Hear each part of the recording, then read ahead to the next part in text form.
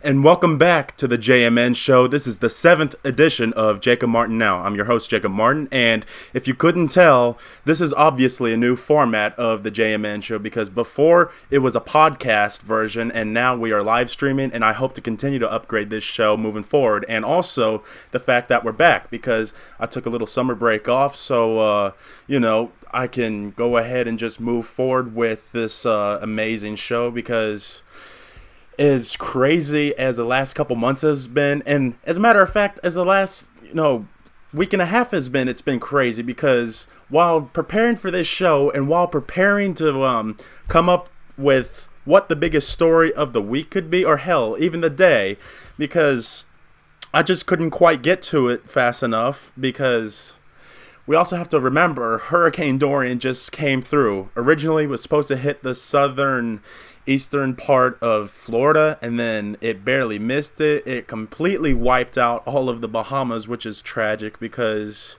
if we look at this video that we have queued up, this poor family that was trapped up in the attic of their house, oh my goodness, it was just detrimental to see because most of the island is all underwater now, and it's terrible to see that because the United States really dodged a bullet when it came to Dorian because it was supposed to hit Mar-a-Lago, which all the liberals and the left was celebrating that Trump's house would get a direct hit, but barely missed Florida, completely changed course, and then barely missed Georgia and completely hit the two Carolinas, north and south, but not as bad as it seems. But it was weird because it went from a Category 5. It was hovering like 1 mile an hour while the wind gusts around the entire storm was like over 220 miles an hour at one point, which is why the Bahamas is even underwater to begin with. But all of a sudden it went down to a Cat 2, then a little bit up to a Cat 3 when it hit the Carolinas. And afterward, it's just dissipating into a tropical storm. But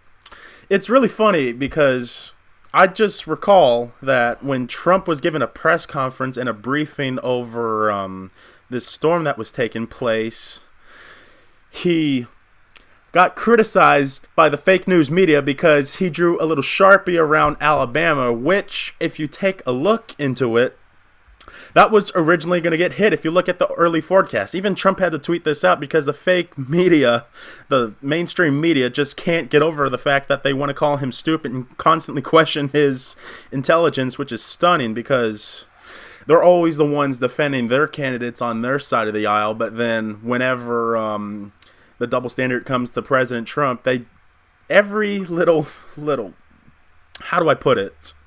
Every little opportunity that they get to nitpick the president, they do so gladly. And it's not just him that was saying that on the early projections when he was given a briefing on the update of Hurricane Dorian. It was even the Alabama freaking National Guard, for Pete's sake. They were projecting that Alabama could hit the tail end of it because what originally was supposed to be, if we go back, the storm would hit the southern part of Florida, the southeastern part of Florida, and then the rest of the storm would move through towards the Florida Panhandle and the Gulf, and then a little tip of Alabama, which is the Gulf Shores, the Mobile area. It was going to get hit, but of course when the storm changes paths and then when Trump drew the Sharpie line over that area, the news media goes crazy, and it's just so funny to just see that they would lose their minds over every little thing. It's not even a gaffe because it was supposed to hit.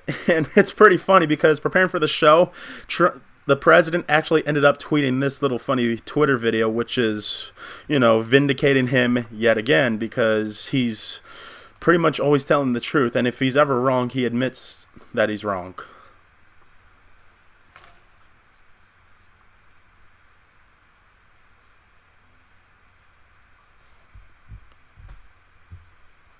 There you go.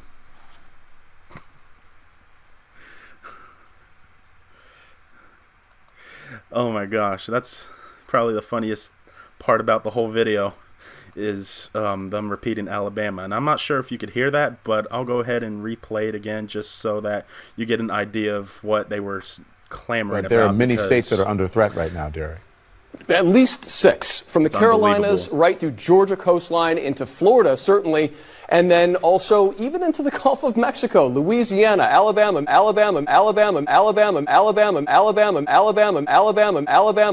Mississippi. You need to be on the lookout. It's funny. It's quite stunning, to be quite honest, because even when it comes to something serious like a hurricane, the media will just clamor onto Trump as if he's intentionally trying to mislead, which is just, unbelievable and incredibly just shocking that the media would go this far into just trying to do everything they can to try and smear this president, because Mueller didn't take place. It didn't come up strong for the media. The Russia collusion hoax just completely fell apart, so they have nothing left to spare other than to try the race card, which pretty much never works. And then when it comes to little gaffes, and it's not even gaffes when it comes to the president. And speaking of gaffes, we'll have to get into Joe Biden, but we will a little bit later. But that's enough, being sugar-coated nice to the president, because there's much bigger fish to fry than just calling out the mainstream media, even though they deserve it in every which way. Because like I said earlier, when it comes to deciding what the biggest story of the day, hell, the week would be, there's one that did come to mind, and it's an article that was on the Drudge Report for over 12 hours. And it's actually an InfoWars story that Paul Joseph Watson wrote, which is probably the most important story of the month. Hell, it could be of the year if it goes unnoticed, because we see what's happening in China, the poor citizens of President Xi's or dictatorship Xi's rule, and then what's going on with Hong Kong and with China trying to take over Taiwan, the South China Sea, which also involves, I think, the Philippines, and then the trade war they're having with us. It's already given that it's already mainstream news that they have a social credit score, and it causes the poor citizens of that country, depending on how high or low their score is, whether or not they can travel, use the bus, the subway, etc., hell, to even just be a part of life. And that's exactly what the globalists have wanted to introduce into America from day one. And if you said this 5 years ago, 10 years ago, Alex Jones has been saying this 15, 20 years ago, you were called nothing but a kook and a conspiracy theorist for even questioning and asking whether or not they would implement something, even a fraction of that, into the United States. But guess what? It's a reality. And you know why? The article that came out from Paul Joseph Watson is true, that the Trump administration was considering, or not was, they are considering a social credit score system to determine who can buy a gun, because it's no secret. Lately, there's been some mass shootings taking place. 1 month ago, we had we had Dayton, Ohio, we had El Paso, Texas, and then another part of Texas, which I can't remember off the top of my head, but you had these mass shootings taking place, and for me, it's kind of like copycat culture, because when El Paso took place, less than a couple hours later, Dayton, Ohio took place, and both of them were Antifa leftists, even though they tried to flip that El Paso was a right-wing extremist, even though the only, quote, far-right extreme view that he had was of immigration, but while also saying in his manifesto he doesn't even support the president, for one, and for two, that he had these ideals before Trump even won the presidency. So either way, the point I'm trying to make is that the media has been stirring up all of these mass shootings, which are very, very rare, because 74% of shootings that take place in this country is gang bangers shooting each other, whether if that's in Chicago, which is a huge, huge problem. Remember, we got Baltimore crime wave, which is out of control. We got parts of the Bloods and Crips shooting each other.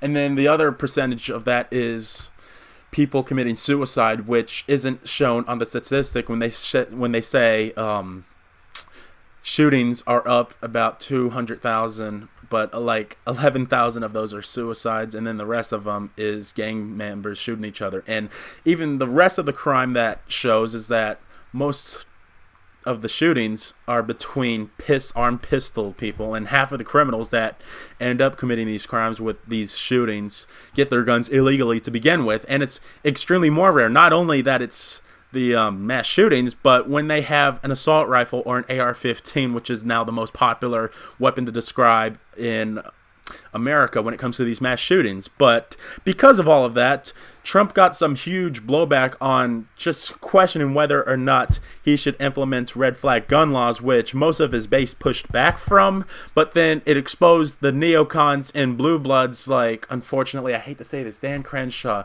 Apparently he's had these red flag views for long before he even won his representative in Texas, and which is even more weird because he's a military veteran that got his eye blown out, and he holds these views. It's just very ironic to me. But the bigger problem is because the pushback on that, we now have, I don't think Trump would go along with this, but at least the people within his inner circle and his administration, which includes his daughter, Ivanka, and Jared Kushner, they want to implement a social credit score to determine whether or not you can own a gun, because they would have Amazon, Google, all of these listening devices recording your conversations, determining whether or not you got hate speech patterns or anger involved within your conversations. Then they'll send that to strip you of your Fourth and Fifth Amendments. Hell, stripping you of your Second Amendment by violating your First Amendment by listening to you to begin with.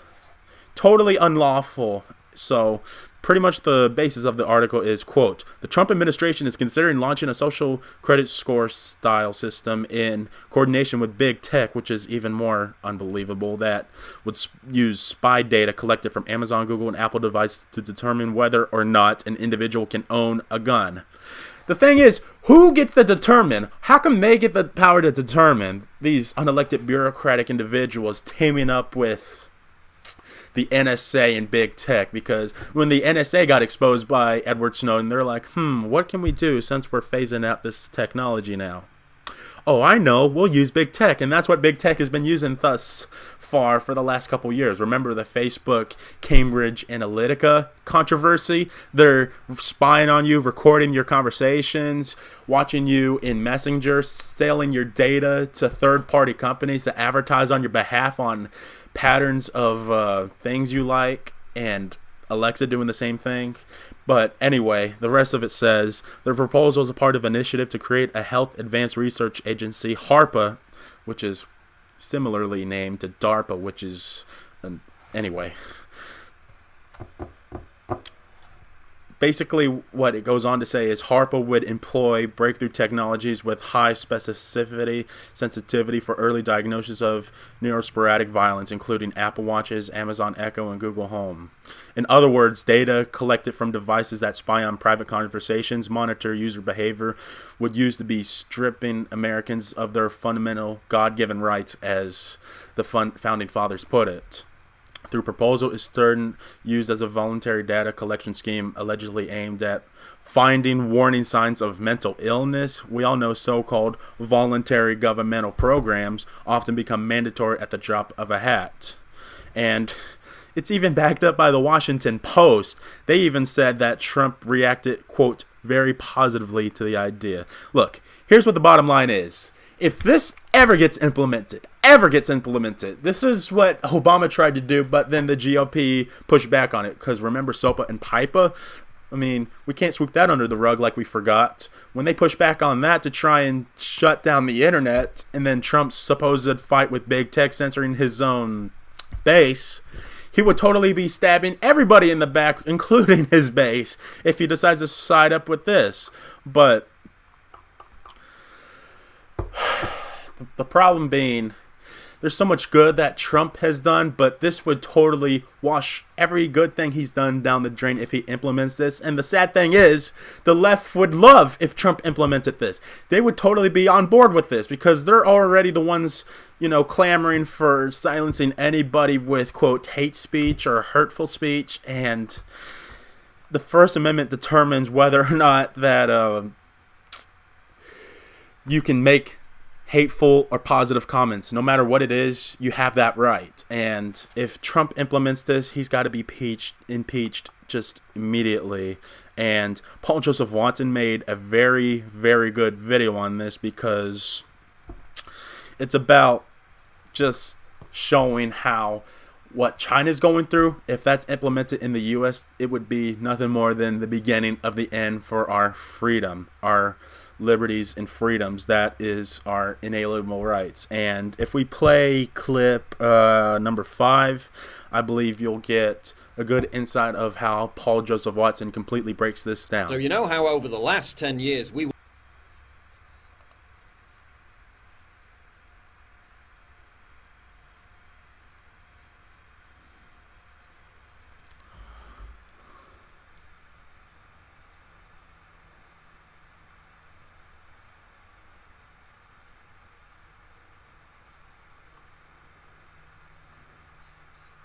creating the kind of surveillance dystopia that would make George Orwell scoff in disbelief. Yeah. Well, it might be time to start giving a damn. All that information you've been gleefully handing over to the guy who once literally described you as a dumb fuck for doing so will now be used against you. The same social credit score system that has already restricted millions of Chinese citizens from buying plane tickets, train tickets, purchasing property, sending their children to private schools is coming soon to the good old US of A. In many ways, it's already here, thanks to our progressive overlords in Silicon Valley. Patron Scan runs your ID through a database when you enter a bar. If the system decides you've been a naughty boy or girl, you're not getting in the bar. Insurance companies in New York are now basing premiums on social media posts. That Instagram selfie of you eating a bucket of cheese fries might end up costing you big time. Major fundraising sites are kicking off creators for their wrongthink. Uber has banned conservatives for their offensive tweets. Airbnb has refused service to people for their online activity. Conservatives are being banned from entering entire countries because of their views. PayPal, which is taking over numerous credit card processing companies, bans people for their political opinions. They just banned Trump supporter and Floridian Jacob Engels right as Hurricane Dorian made landfall. Very pleasant people. Major banks are terminating customer accounts because of their political opinions. Imagine going to buy groceries and your card gets declined. And then you can watch the rest of this on Paul Joseph Watson's website, summit.news, and he also has a YouTube channel called Prison Planet, and pretty much the rest of it is saying that it starts with us internally not being able to purchase anything, and it starts with quote-unquote hateful violent figures at places like the Southern Poverty Law Center, among other quote-unquote groups and organizations that deem you, or anyone for that matter, a hateful individual. It would be the beginning of the end of your freedoms. And that is one thing I did want to mention, which kind of ties into the social media censorship that goes on with conservatives. It's beyond just social media at this point, because we had people like Joe Biggs, Laura Loomer, we saw Jacob Engels, we saw Milo Yiannopoulos. It extends beyond just on-site behavior, because even Facebook, for that matter, who just started its own dating website, which is ridiculous. If you have, and it includes Twitter with Alex Jones, if you have bad off-site behavior, then they will get to determine not only whether or not you can be on the website, for one, but for two, you might not be able to process your payment processing banks like, I forget what Joe Biggs' ones was, but Laura Loomer can't use Uber, and Milo Yiannopoulos can't even travel to Australia. Hell, Michael Savage, this was like 11 years ago. He can't even travel to the country of London for his quote-unquote Islamophobia. So you can't even criticize a religion without being labeled as an extremist figure. It's just so unbelievable, but you know, with all of that being said, there is some blowback when it comes to big tech, because on the bright side of things, if we look at the Wall Street Journal article, it says individual states are launching Google antitrust probes because it's been over a year since Alex Jones has been banned, and everyone tried to warn you, including me, that he was only the beginning of the end for your free speech on the internet. And now apparently states are now starting to launch their own formal investigations, because it's gotten so bad that they even blocked the leader of the Senate, Mitch McConnell, if we forgot about that story. That was huge news, because I think that was the final nail in the coffin when it came to Congress understanding at least the GOP for that matter, how serious this big tech censorship really is, especially when they are immune from getting sued because they are a platform, not a publisher, even though they act like they're publishers. Anyway, the story says the top state law enforcement officials from across the country are formally launching antitrust probes into Facebook, Alphabet, which is a part of Google, further pressuring tech giants already under federal scrutiny over whether or not their online dominance stifles competition. The moves involves two large bipartisanship coalitions of state attorney general add considerable heft to the investigation efforts underway in Washington. As in the government's antitrust action against the Microsoft corporations 2 decades ago, state attorney generals are likely to provide important contributions to the substance of investigations completing federal efforts. And that's,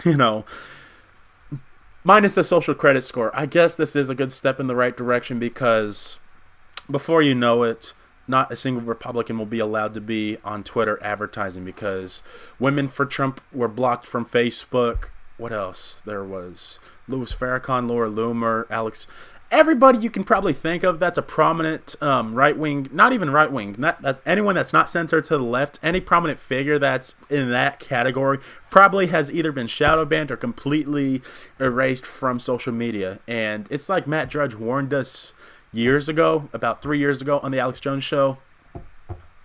You need to start your own websites. You need to get off of these social media gulags. They are nothing more than ghettos. They are what they determine what the internet is. Even though years ago, you, in your own vision, determined what you made the internet out to be. And now with Google being like 97% of the search results and Facebook, Twitter, and YouTube being the other percent making up the internet, they really determine what the internet actually is. Nothing but corporate fascism, if you will.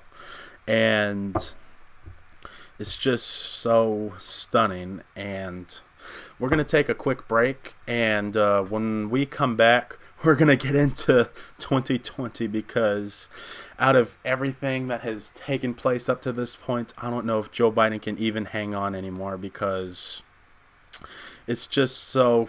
I don't even want to laugh at it. I don't even want to feel sorry for it either, but it's just like, if you didn't see the writing on the wall from the start, then I don't know what you would do with yourself. And at this point, it's up to his family to decide whether or not he should stay in the race. Because quite frankly, if I were him myself in his shoes, I would have already dropped out by now because it's just embarrassing. You're just ruining the rest of your reputation that's already under scrutiny. So,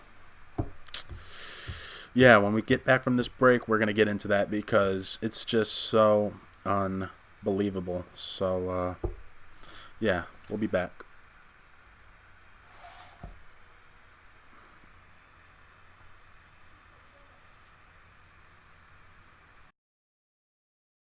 So we have a huge breaking story. Apparently, in a bipartisan effort, and I hope it's bipartisan, the House Judiciary Committee is probing big tech. So let's go ahead and take a look at this story. So as you see right here on the Drudge Report headline, the trust. Congress probes big regulatory scrutiny. So big tech faces antitrust crackdown from Judiciary. While no companies are named, any investigation will inevitably touch on Amazon, Facebook, which includes YouTube and Apple. Congress will be taking a close look at the power of big tech. The House Judiciary Committee announced Monday that it will hold a series of hearings as a bipartisan investigation into whether there is enough competition among U.S. technology companies. While no companies were named, any investigation will inevitably touch on Amazon, Facebook, and Apple, all of which come under increased scrutiny for their dominance in a variety of markets, social networking, online advertising, search, e-commerce, and mobile apps. The antitrust subcommittee will conduct top to bottom review of the market held by This is stupid.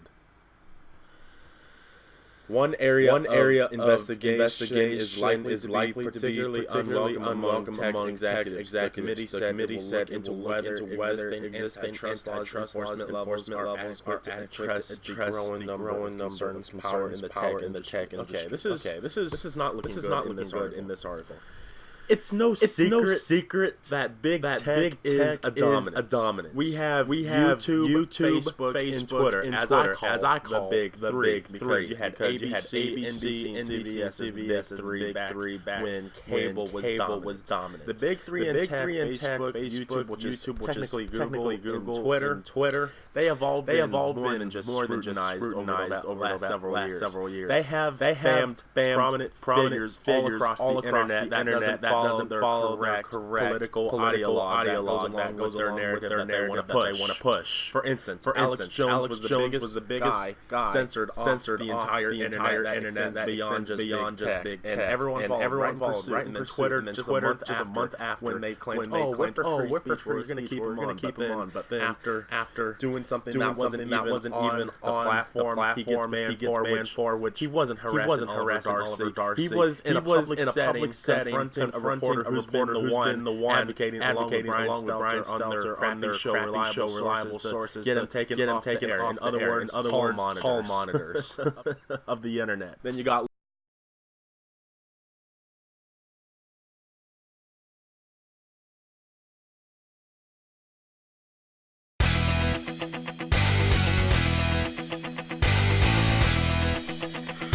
And welcome back to the JMN Show. I'm your host, Jacob Martin, and it's just funny if you think about it, because going into 2020, we really don't know who the presumptive nominee will be going forward because of the amount of gaffes that Joe Biden has already committed. And at this point, it's just so laughable. It's like watching a Saturday Night Live skit, and man, I really wish Saturday Night Live was still a funny show to watch. But anyway, it's so bad that he even goes on to tell his supporters, quote, "I'm not going nuts." And I don't even know how this story was whitewashed by the mainstream media, because the amount of embarrassing gaffes and stutters, like, I know I stutter a little bit from time to time, but this guy even goes as far as forgetting who his former boss was, President Barack Obama. But let's read a little bit of this article, because he told at a New Hampshire rally to his supporters that he was, quote, "not going nuts," after he momentarily forgot what building he was speaking at the Dartmouth College campus. I mean, this is the same guy who mistakenly praised, quote, he was in Vermont when he was actually in New Hampshire. It's just, wow. I don't even have words for it. I'm starting to gaff like Joe Biden, because I don't even know how to react to this, because he does this so often. And then back when he first ran for president, back when he first announced, people were questioning whether or not he had another stroke, because after his heavily edited campaign announcement video that was live on the internet, his first rally that he held, he stuttered just so many times. Every 5 seconds, he was slurring his words. He wasn't completing the sentence. He forgot what he was talking about. It was just so cringy to watch. And the news media said, "You're all kooky conspiracy theorists. There's nothing wrong with Joe Biden's health. How dare you?" But then this is the same media, even after Trump's doctor on 2 separate occasions over a span of the first 2 years of his presidency, claimed that he had mental health problems. They had these psychologists coming on the air, which is totally, against their practice, which could get you fired from that job of field. They were saying that he was mentally unstable and that he should be 25th Amendment. That's what Andrew McCabe tried to do. And they were saying Trump's overweight, he's morbidly obese, he could have heart disease. But then when it comes to anybody that's on their side, whether if it was Hillary Clinton, who legitimately did have health problems, falling over time and time again, and in this case, Joe Biden, they have the special double standard immunity of being criticized, or not even criticized, just being critically and analytical on these people. But I think almost the boiling point for these people was, I think 2 nights ago it was at this point, CNN had a 7-hour town hall, which had the lowest ratings you could have ever imagined, because who the hell is going to sit at a television for 7 hours over 10 or so candidates that are left in the race when it's usually supposed to be between 3 people at this point. But they're so desperate to try and get Trump out of office that they're throwing anybody, throwing and seeing what the wall sticks. But Joe Biden's eye, if we look at this article, was filled with blood during the CNN town hall on no more climate change. It was none other than climate change.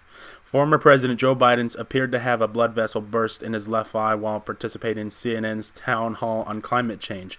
A broken blood vessel in the eye, also known as a subconjunctival hemorrhage, can be caused by several things, including high blood pressure, bleeding disorders, blood thinners, or even excessive straining. I would say it's a whole lot more than that.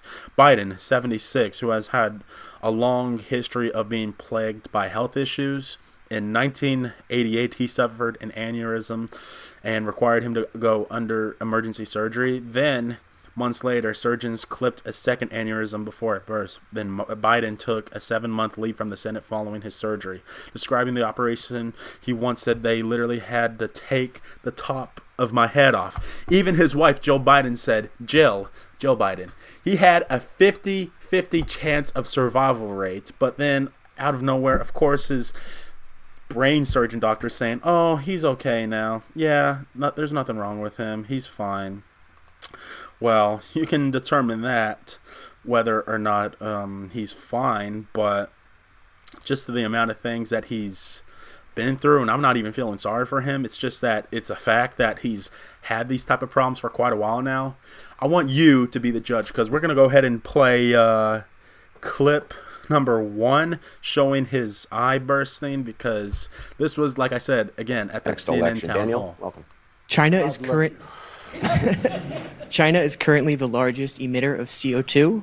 How, if at all, would you try to get China to lower its emissions as president? I would make it real clear. That's why we have to bring around the rest of the world. We have to reconfigure what's going on.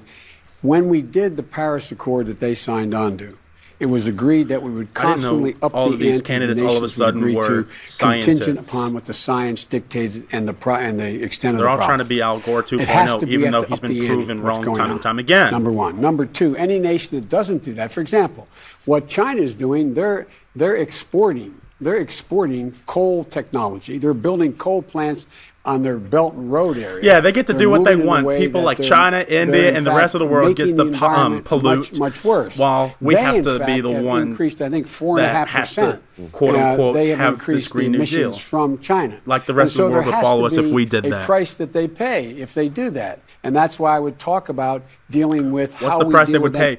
What's the price they would pay, Biden? Because you're the same guy that says that you would be strong on China, even though you've done nothing in your whole 8-year term as vice president back when your buddy Obama, who you conveniently forgot who the name of he was, and then you're the one all of a sudden that will be tough on China, but then you criticize Trump on this, quote, trade war that China's winning. Why is it that everybody, when it comes to this China trade war, wants to side with China, saying that they'll determine whether or not Trump falls or not, whether or not the U.S. economy will fail or not? It's just so bad. And by the way, as okay, I say that in quotation marks as he sounds there, I still want you to be the judge on whether or not this guy is fit for office, because there's just too many things that he has done time and time again to embarrass himself.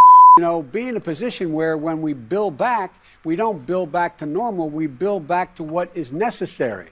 And so there's a whole range of things that are going on now in terms of, anyway, I'm taking too long, sorry. We choose truth over facts. So folks, in my generation, when I got out of school, that when Bobby Kennedy and Dr. King had been assassinated in the 70s, late 70s, when I got engaged, it's no longer chemicals. It's about all these MLK was born, died. The whole, immune system. Secondly, it says that you cannot raise that price beyond the cost of inflation from this point on. I want to bring the fact of the matter is, you notice he can never finish a sentence because he doesn't know what to say. Deductible on their paycheck. Bernie acknowledges. $30 trillion. The fact is that the bills that the future president here, that the senator is talking about. Would the higher deportation rates resume if you're president? Absolutely not, number one. Number two, everything landed on the president's desk but locusts. I found that the secretary, we sat together in many meetings. I never heard him talk about any of this when he was the secretary. Watching this is making my eye. Please be respectful. Please be respectful in the crowd. Please continue, Mr. Vice President.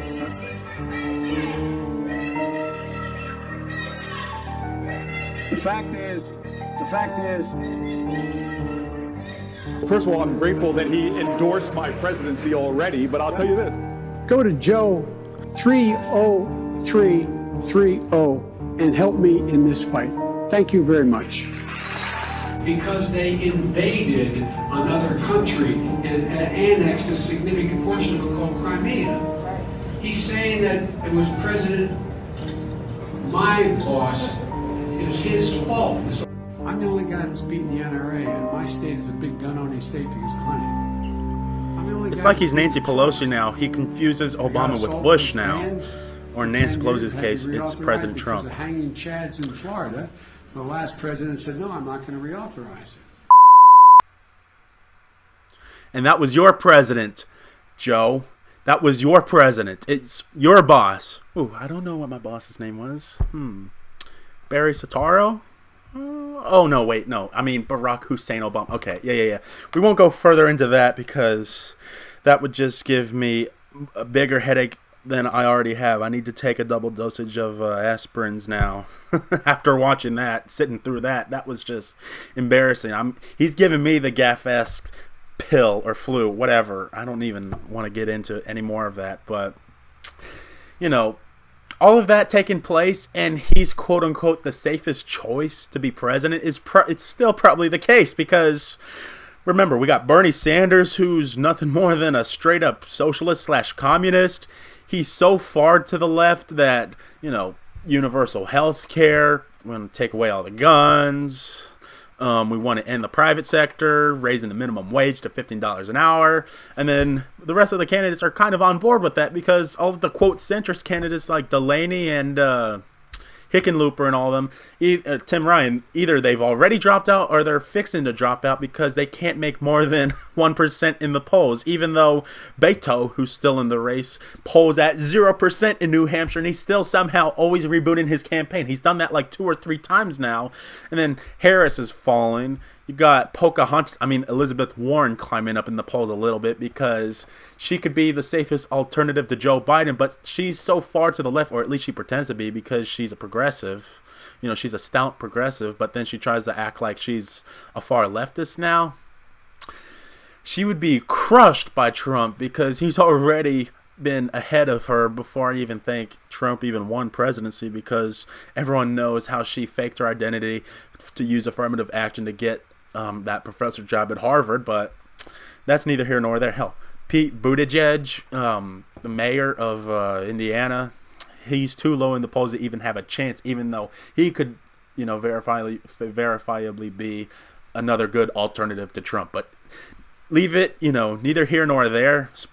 The rest of these candidates have 0 chance, and Warren has, a little bit of a chance to try and knock off Biden if he can't hold on or if he drops off, because nobody in America would want Bernie as president. I mean, even people within his own Democrat Party wouldn't want him, at least the New York business people, because he's so far to the left that he's independent when he's serving as senator, and he only switches to Democrat when he's running for president, which is why it didn't work out the first time, even though he was cheated. And it's definitely not gonna work out this time because most of these Democrats have, greatly miscalculated their end game. So, speaking of Bernie, remember I was saying that CNN was holding this 7-hour town hall. If we go to clip number 3.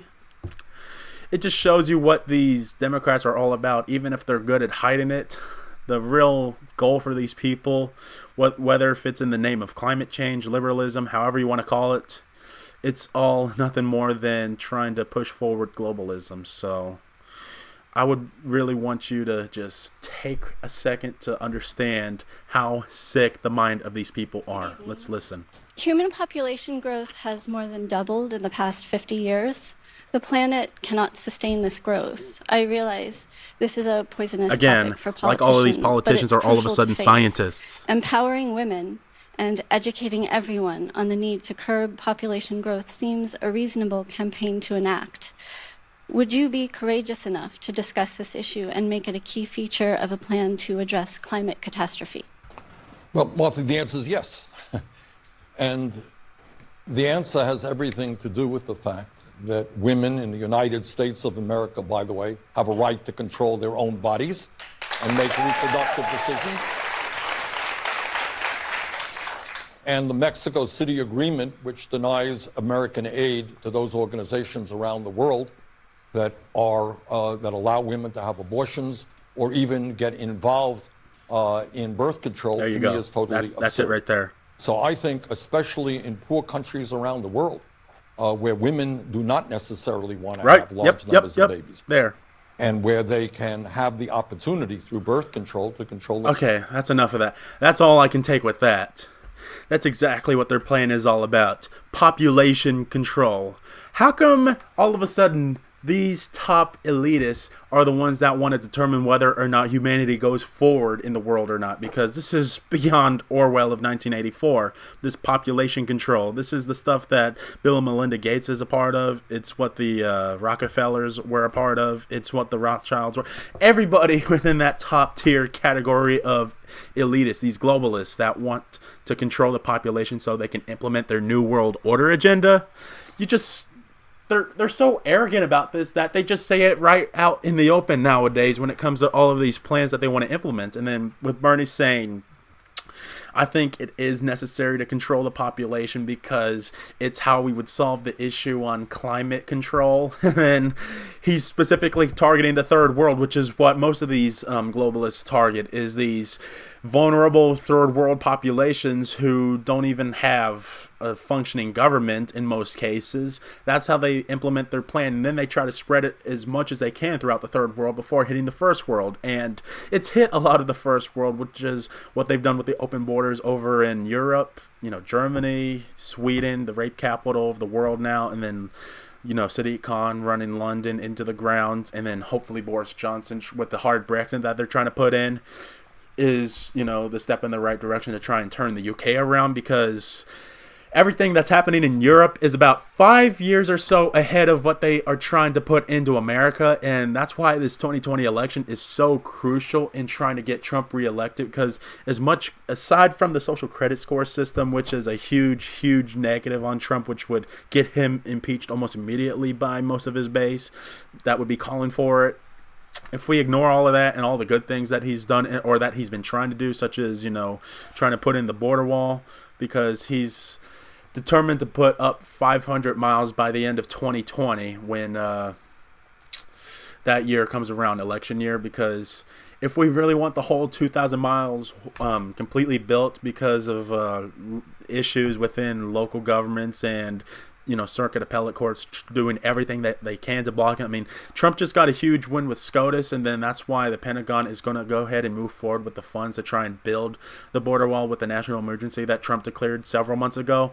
That's a huge win, but really, when it comes to healthcare, when it comes to the wall, when it comes to an array of a whole lot of other issues, if you really want to move forward with keeping America great and continuing to make America great again, you're going to have no choice but to re-elect Trump again in 2020. Otherwise, we already know what the plan is with the left, trying to tax the hell out of everybody that's somewhat successful or trying to make a success of themselves. And then at the end of the day, just trying to implement the New World Order. So that all determines whether or not they even have a viable candidate, like I said, because we also ignore, besides the gaps that Joe Biden has committed, he's also a creepy pervert, and I don't understand how people can sweep that under the rug like it's nothing, because when Joe Biden first announced that he was going to run, I was like, oh boy, I cannot wait to get onto this case, because you make me sick, Joe. You really do. So if we go ahead and cue up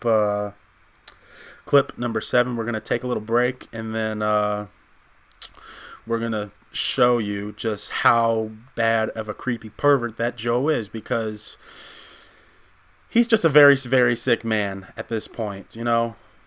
There's no, going around it to show you how bad of a person that Joe Biden is. So we're going to go ahead and cue this clip up, and when we get back, we're going to just determine, what other topics are important to talk about, because there's so much news that goes on so quickly in the world that we can't even decide what's the most important because of how crazy that it's gone. So stay tuned. We'll be right back.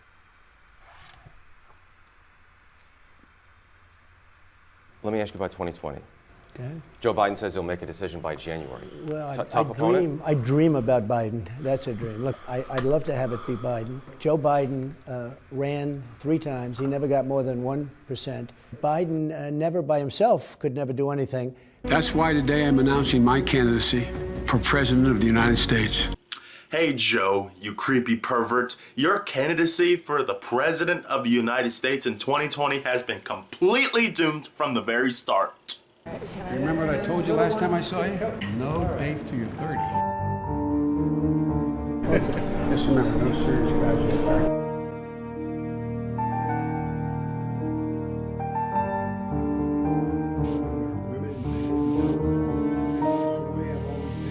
Ain't it sad that the NFL draft is more important than your announcement for president? You could not have chose a better time to announce your bid, Creepy Joe.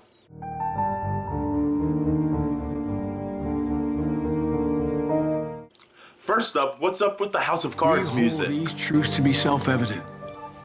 Second off, how dare you call America just an idea? Folks, America's an idea. America is just not an idea. America is the greatest country to have ever existed. America is the, quote, greatest experiment to have happened to mankind. Don't make your slogan undermine the integrity that this country is. This is a country we call home. America is the greatest country in the entire planet. That slogan is dishonoring this country. America, in recent memory, has been under massive attacks from diabolical ideologues, which includes yourself, Joe. Also, ain't it sad that your announcement for the run of the presidency isn't even the top trending topic on Twitter? And 2, your announcement comes from a simple, half-witted video rather than addressing a crowd in a rally-themed outing. At least Kamala Harris had that little integrity to do such a thing. What does that say about you, Joe? Now, let's fix everything wrong with your frivolous announcement video, Joe. That all men are created equal, endowed by their creator with certain inalienable rights. We've heard it so often, it's almost a cliche, but it's who we are. We haven't always lived up to these ideals. Jefferson himself didn't. Yes, Thomas Jefferson. A racist who so happened to be our first Democrat president. What else is new here? Another Democrat pretending to be a part of the party of inclusion and diversity while consistently covering up its past. Does that sound familiar, Joe? Charlottesville is also home to a defining moment for this nation in the last few years. Oh God, Charlottesville. The virtue signaling now ensues. It was there on August of 2017 we saw Klansmen and white supremacists and neo-Nazis come out in the open. Yes, we did. But guess what? They make up less than 1% of the population. They purposely showed up to completely overshadow the peaceful protesters who were actually there protesting the taking down of Confederate statues. Don't try twisting the story here, Joe. You know that's not the truth. Their crazed faces, illuminated by torches, veins bulging, and bearing the fangs of racism, chanting the same anti-Semitic bile heard across Europe in the 30s. By the way, if you think Trump had anything to do with these social degenerates showing up at the Charlottesville protest, even if they were wearing a Make America Great Again hat, Trump is a champion of Israel, a complete Netanyahu fan. Benjamin Netanyahu likes Trump himself. Some actual anti-Semites, whether if it's in the U.S. Congress or outside forces or anybody that's just completely anti-Trump, people that are actual anti-Semites like a Louis Farrakhan of the world, they would agree that Trump is potentially the first, quote, Zionist president in order to insult him. So, I don't understand what you're trying to do here, Joe. And they were met by a courageous group of Americans. And a violent clash ensued. Joe, you mean Antifa? Antifa? A far-left terrorist group in my eyes that on a daily basis terrorizes and incites violence on anybody that just slightly disagrees with them. Trump supporters, not neo-Nazis, are the biggest targets of these losers, while all at the same time, like here in Blue Charlottesville, police are just ordered to completely stand down and not protect anybody, letting Antifa openly attack freely.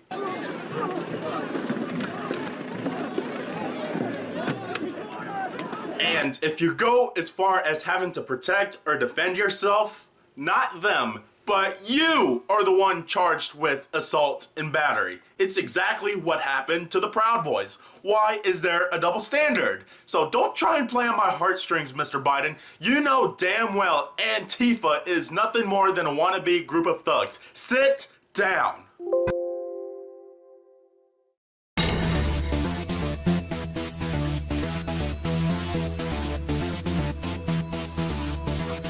And we are back on the final segment of the JMN Show. I'm your host, Jacob Martin, and now we're just going to go ahead and do a quick little news blitz over here because I got to go ahead and start wrapping up the show because it's getting a little bit late. Well, it's not getting late. Who am I kidding? But I do want to mention that I forgot to talk about that crazy, creepy, sleepy Joe really would appoint Barack Hussein Obama to the Supreme Court. And look, he could be joking, I know this, but it just shows you that he's probably really that crazy. He was on, what was the show? Stephen Colbert's show. He said he would, quote, nominate Barack Obama if he won the presidency. He's probably kidding, but let's go ahead and still listen to this clip because it's just so stunning. Have you called him for advice? I talked to Barack, and I. When was the last time you talked to him? I guess even though he won't endorse you, 3-4 weeks ago. Okay. Would you appoint him to the Supreme Court? Hell. Yes.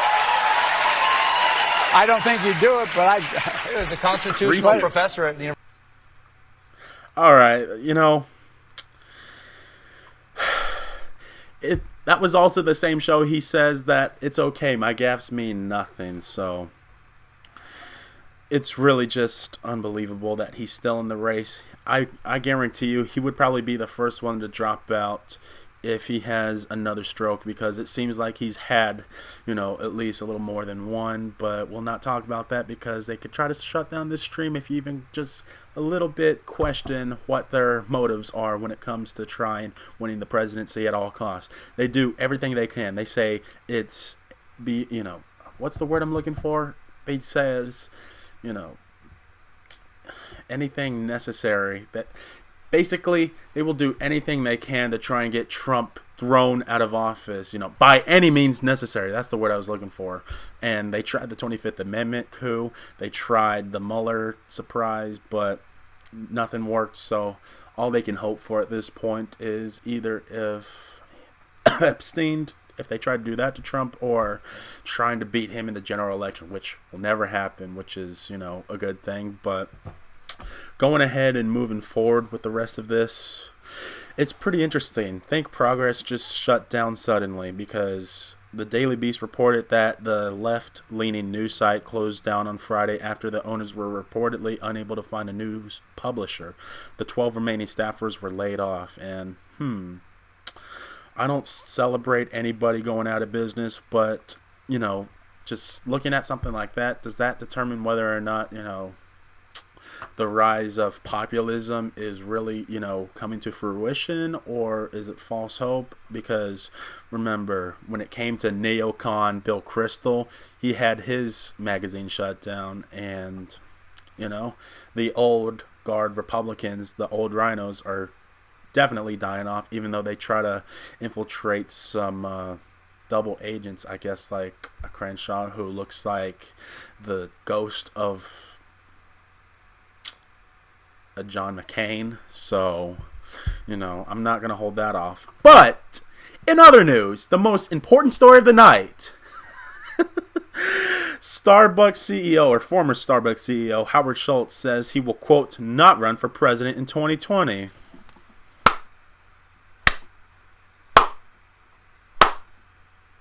Want a soy latte with that? Want a cookie? He says that my belief in the need to reform a two-party system has not wavered, but I have concluded an independent campaign from the White House is not how I can best serve our country at this time.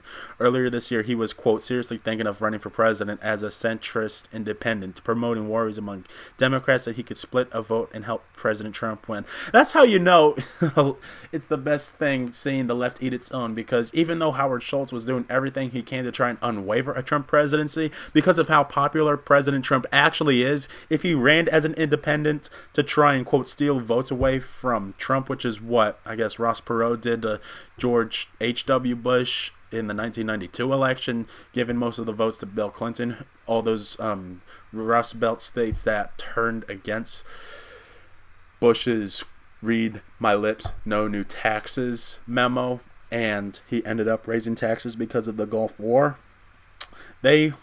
He was at least up to the impression that maybe he could have a chance, but Trump is just that popular because it took a landslide for Trump to beat Hillary Clinton in the rigged system. See, people like Hillary Clinton and Barack Obama said that you can't rig an election. It is a direct threat to our democracy if you were not to accept the outcome of the election. And lo and behold, they were the ones, and their entire movement was the ones that couldn't accept the outcome of the election. It's just really ironic how things work in this world, this backwards world we live in. But this other story that we have is very, very sick, and Jemele Hill, she's as low as any of them go. Basically, she's saying black athletes should leave white colleges.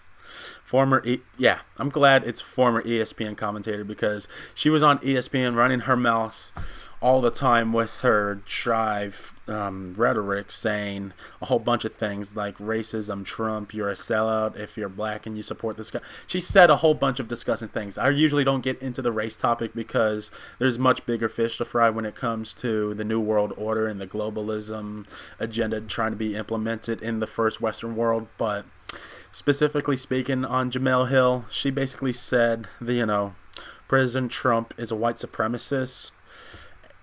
She's done this so many times that it's not even surprising. So the mindset of these people is, in order to combat racism, you must be segregated in order to enforce non-race. It makes no sense. That's why I can't even comprehend this. It gives me an aneurysm, for Christ's sakes. So basically, she's quoted as saying, black athletes has attracted money and attention to the predominantly white universities that showcase them, she writes. Meanwhile, black colleges are struggling. Alabama's athletic department generated $174 million 2016-17 school year, whereas the HBCU generated most of the money from athletics that year. Prairie View A&M brought in less than 8. Okay, pause right there. When it comes to these HBCUs, if I'm not mistaken, at least over 90% of them, if they're Division I, they're in the FCS, and then the rest of them are Division II or just lower tiered colleges. So for one, not many people, if you're in the FCS, goes to the games. And for number two, these people are on scholarships, most of them, if you're not a walk-in, and that goes for any college. And if you want to make the argument that college athletes should be paid because most of them are broke, well, then that's a whole nother argument for another day. But it goes both ways. It goes for the white athlete, it goes for the black athlete, it goes for any color, race, or creed that you are. And for her to throw in the HBCU argument, historically black colleges, that they should all the athletes that are predominantly of African American descent should be rushing over there, going away from the white colleges because they don't pay them. It's as low as you can go. And I wonder how you felt when quote-unquote white organization ESPN employed your ass. I don't even know who she's employed for right now. I don't even think she's self-employed. I don't need to know the background on her to determine how bad of an egg that she is. She is the most racist, race-baiting young commentator in recent memory. She's going along with the same victimhood mentality that all of these supposed black leaders on the leftist ideology push. And the more you have this victimhood mentality, the more you are trapped and stuck at succeeding in your life. I mean, the fall from grace that Jemele Hill had from being on ESPN is just so unbelievable. And, you know, the same mindset that people like Jemele Hill have is basically the biggest leftist ideology that they try to determine with the identity politics game, because we had Terrence Williams. He is a comedian who supports the president. You know, I have a lot of respect for him. But then when you have people like Deborah Mensing promoting a message calling black Trump supporters mentally ill, trying to defame and blacklist people who are attending Trump events or fundraising events, that they should be blacklisted, and that quote-unquote black people who want to think for themselves and not be on the leftist Democrat plantation because they have a mind for themselves, that's somehow mentally ill. And to top it off, most of the time, other than Jemele Hill being the exception there, most of the time these people who say all of these disgusting things about black conservatives, half of them are white liberals. And Terrence K. Williams put it best, if we go ahead and cue this up right now. I need somebody to get Deborah Messing on the phone right now and tell her to call me. Matter of fact, send this video to her. Listen here, Deborah. Listen to me when I'm talking to you. And I normally don't talk to women like that, but you have no respect and no class. It's not even that bad, Terrence. Now, I'm about to go off on you for two reasons. The first reason is because you promoted a message saying that black Trump supporters have a mental illness. I am not mentally ill. Okay? Just because I can think for myself, that does not make most me of these mentally leftists look ill. mentally ill. All of them have the crazy eyes. Vote for who Look at I Adam want to Schiff. vote for. Look at I have Kathy the right Griffin. to think Look for at all myself. these people. You do not own me. The Democrat Party does not own me. Okay?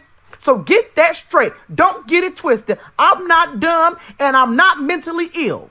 Okay? I am just fine. Very stable. And I voted for President Donald J. Trump, and I'm doing it again in 2020. And this is the second reason why I'm going off on you, and you better still be listening to me right now, okay? Now, you have the nerves to demand that anybody attending the Trump fundraiser should be put on a blacklist and blasted all over social media. It's always the left that's calling for silencing and ruining people's lives. Americans? It's always the left that What does is this. wrong with a bunch of American citizens supporting the president of the United States of America? Oh, what it's is a wrong with president. that? You don't God have forbid the you support right to the do president that. of the United That is States. so wrong of you, Deborah. We can vote for it and donate to who we want to. Okay? That is none of your business. You need to stop doing that. You have lost your everlasting mind. And then you have the nerve to say that you don't want to work with any Trump supporters. All of We these don't want to work with you. Trump. Most of these people have Trump derangement syndrome because they live in Trump lives in their head rent-free 24/7. Basically, in the words of Michael Savage, liberalism is a mental disorder. Even though Dennis Prager says there's a difference from liberal and leftist, well, the left has infiltrated the liberalism movement, and fascism in the name of liberalism is what's trying to take over America. And who said that? Oh, yeah, that was Ronald Reagan, one of the greatest presidents in modern American history. And, you know, Terrence just spoke nothing but the truth, and I'm glad that people like the President of the United States are supporting him, because this poor guy was in a car wreck when he was invited to go to the White House during the African American History Month celebration for passing the First Step Act, which was bipartisanly supported, signed by the president, and he gets no credit, and he's still called a racist to this day, even though that he was one of the ones that was, all about going for criminal justice reform, even though Bill Clinton was the one that put in the 1994 Crime Bill Act, which targeted primarily more people in the African American community more than any other community. The same words coming out of Hillary Clinton saying these people are, quote, super predators and need to come to heel. So it's just amazing that we actually have a president who, on the surface at least, it seems still, supports the people that put him into office and will continue to do so as long as we rile him and make sure he stays on target, because again, he rode on the wave of the populism movement for just liberties and freedoms against globalism, because this nationalism movement, this patriotic America First movement was all started by us, that we finally had someone like Trump to ride the wave on and take us over the edge. And if we want to keep this moving forward, then it's up to us to determine or not we hold Trump accountable, making sure he continues his Keep America Great message by continuing to move this country forward in the direction that the Founding Fathers wanted to move it towards. And if we can keep that up and then hopefully find a good replacement for him 2024 moving forward, then we will be okay. So, other than that, that would conclude the 7th edition of the JMN Show. I'm Jacob Martin. Thank you for listening tonight, and we will be live every Friday at 7 p.m. Central, 8 p.m. Eastern. So I hope you enjoyed this edition of the JMN Show, and we'll be back live next week. So take care, folks. Thank you for watching.